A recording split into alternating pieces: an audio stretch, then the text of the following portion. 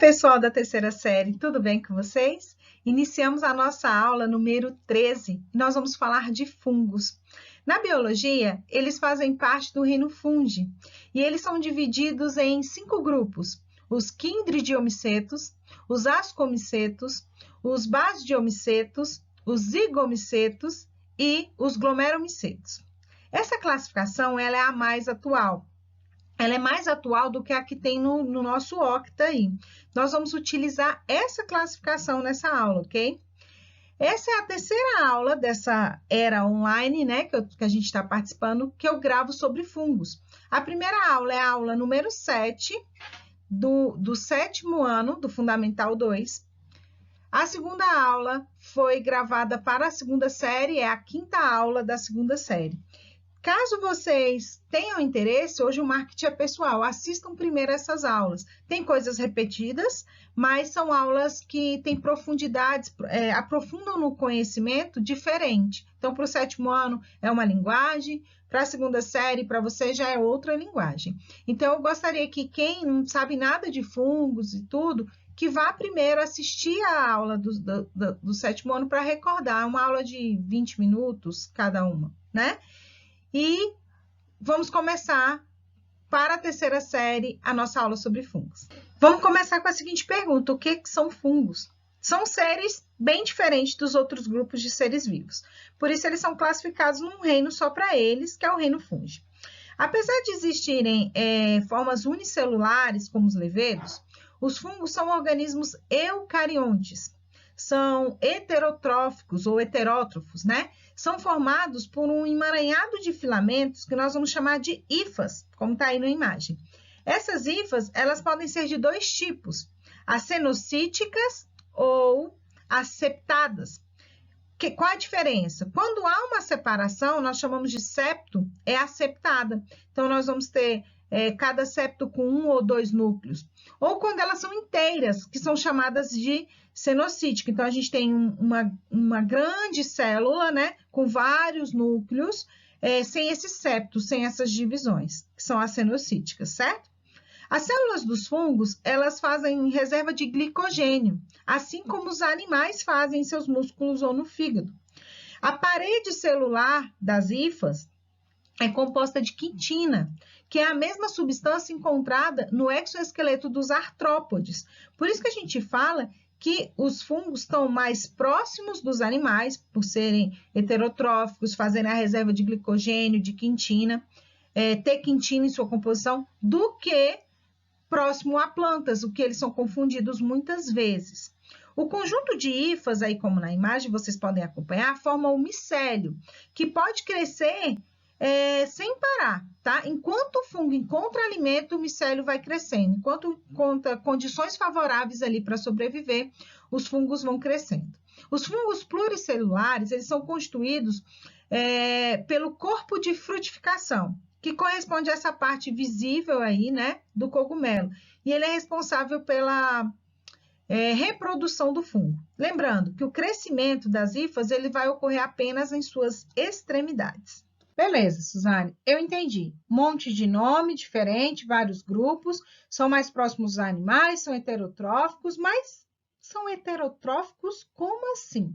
Como que os fungos se alimentam? Então, certos fungos, muitos deles conhecidos como cogumelos, né, possuem uma estrutura reprodutora que nós chamamos de corpo de frutificação, que fica acima do solo. Nem todos os fungos têm, tá? Os cogumelos têm. Os fungos são seres que vão utilizar inúmeras fontes de alimento, fontes orgânicas de alimento. A espécie de fungo que se alimenta de matéria orgânica viva, né, causando doença em plantas e animais, e apodrecimento de frutas, verduras. E há outros fungos que vão se alimentar, cuja nutrição a gente fala que é sapróbia, ou seja, absorve moléculas orgânicas de cadáveres, de plantas, de animais, tá? Que já morreram. Cadáveres de plantas, de animais. Essas espécies de fungos são imprescindíveis na natureza, tá? Porque elas auxiliam as bactérias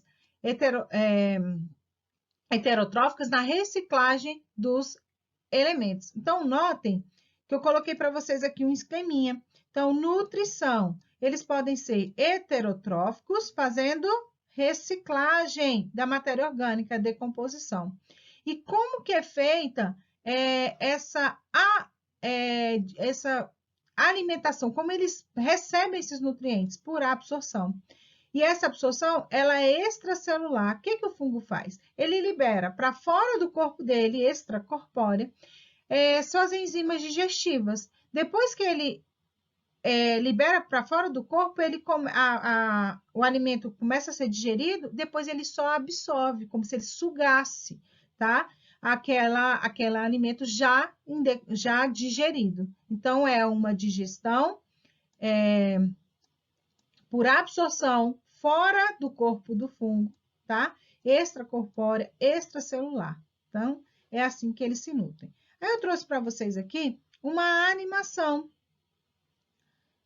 mostrando o cogumelo, esse que tem essa parte, esse corpo de frutificação, ele nascendo em vários ambientes e ele vai formando esse corpo conforme tem matéria orgânica aí para ele se alimentar. E aqui tem o nosso resuminho. Então, são heterotróficos por absorção, a digestão é fora do corpo, extracorpórea, podem ser decompositores, podem ser também simbiontes, ok? Agora vem uma parte que a gente fala muitos nomes e muitos alunos vão confundir as coisas aí. Então, vocês vão guardar, pode pegar o livro para ir passando o marca-texto no que eu falar, que são as partes mais importantes, que é conforme a classificação. Então, aí a gente tem um cladograma, né, que vai mostrar por que eles formam grupos tão diferentes. Tem aí o primeiro, Chindriomicetos, os quindrídeos, tá? Cerca de 1000 espécies. São encontrados em ambientes marinhos, em lagos, no solo, até mesmo em fontes hidrotermais, Caldas Novas ali, por exemplo. Pode formar colônias, como hifas, ou viver solitários, como células esféricas, certo? A grande maioria das espécies desse grupo aí é decompositora, embora existam espécies que são parasitas de protistas, de animais, de planta, ok? São os únicos que apresentam esporos flagelados, então é uma característica única deles. Zigomicetos, cerca de 1000 espécies também, são geralmente encontrados no solo, não formam um corpo de frutificação, né? Aquele chapeuzinho lá do cogumelo. Nesse grupo, encontramos espécies responsáveis pela deteriorização de diversos alimentos, né? Os chamados mofo. Muitas espécies são também parasitas e outras vivem como simbionte em animais. Aqui encontramos espécies de grande valor econômico, porque são utilizados na fabricação de molho de soja, como o shoyu, medicamento anti-inflamatório e anticoncepcionais. A forma mais comum de reprodução desses zigomicetos é a assexuada por esporos. Glomerumicetos são cerca só de 160 espécies. Há pouco tempo, eles estavam agrupados com os zigomicetos. No entanto, os estudos mais recentes com DNA, né, eles estavam analisando centenas de amostras e viram que esse grupo tinha que ser separado dos zigomicetos. Eles também têm um grande valor ecológico, pois formam associações mutualísticas, micorrizas, com diversas espécies de plantas. Então, para fixar aí, os quidridiomicetos, nós temos os quidrídeos, zigomicetos, os bolores, né?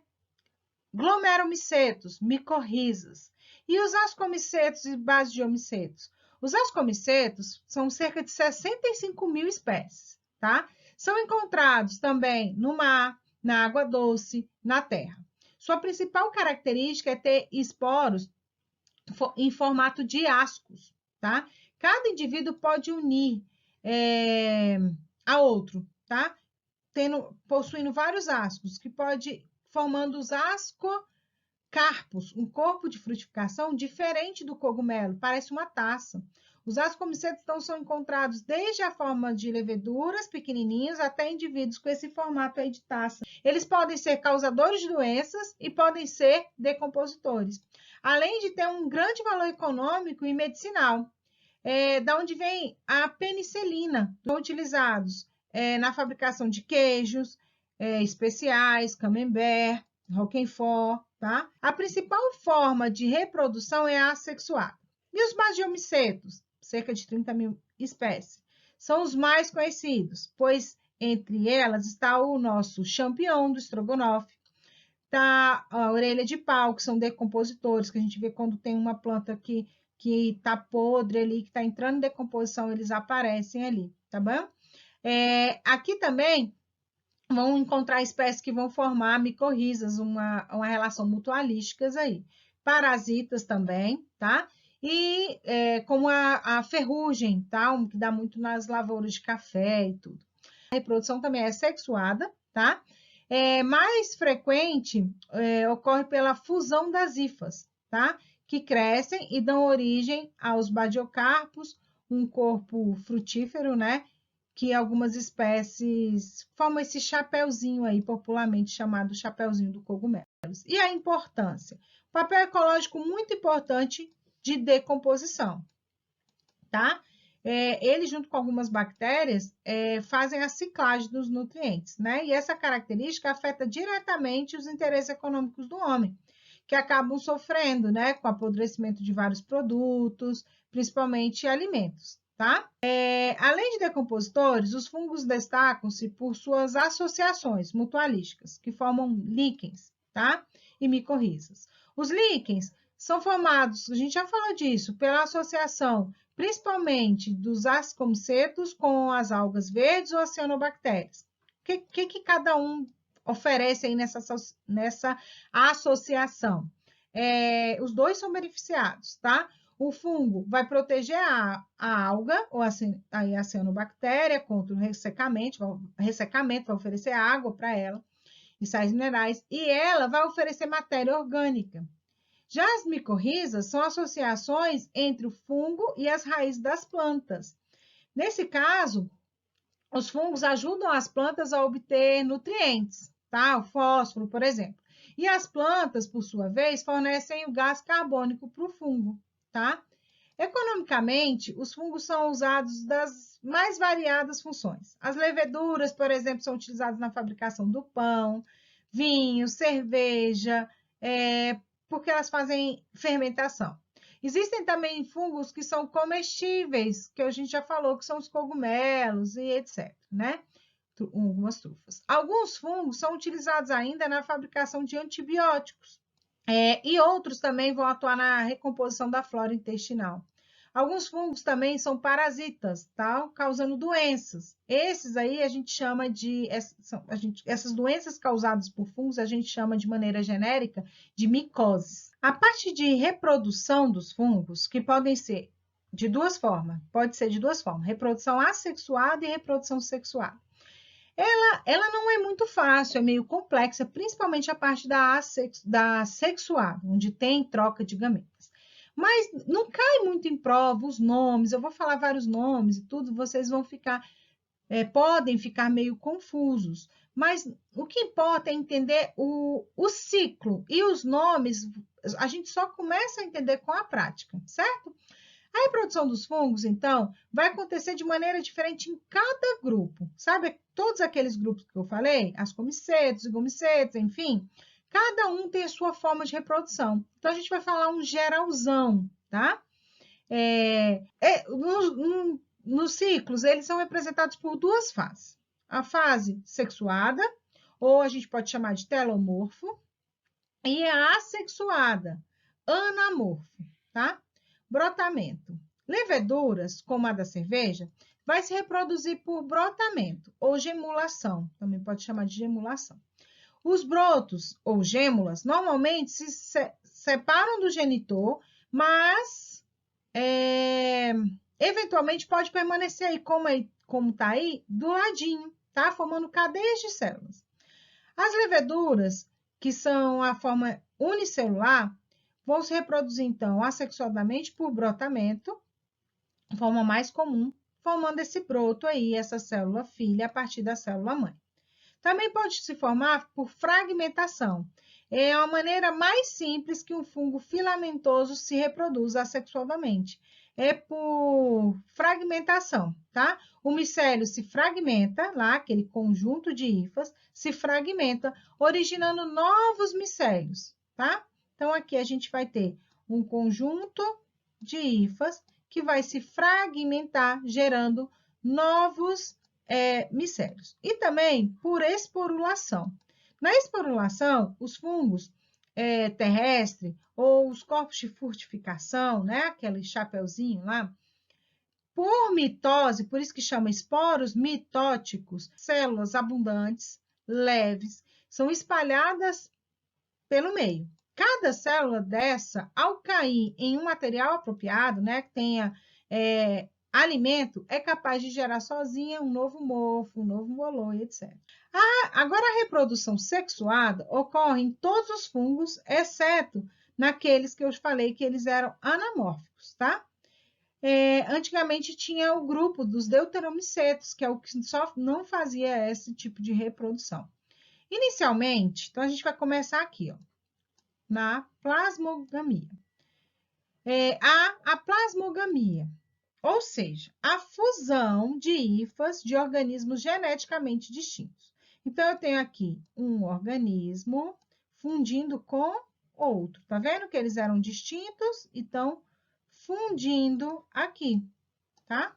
Tá vendo aqui a fusão desse organismo. Ok? Em seguida, olha o que acontece aí depois. Ocorre a cariogamia, a fusão dos núcleos. Então, aqui, eles eram haploides.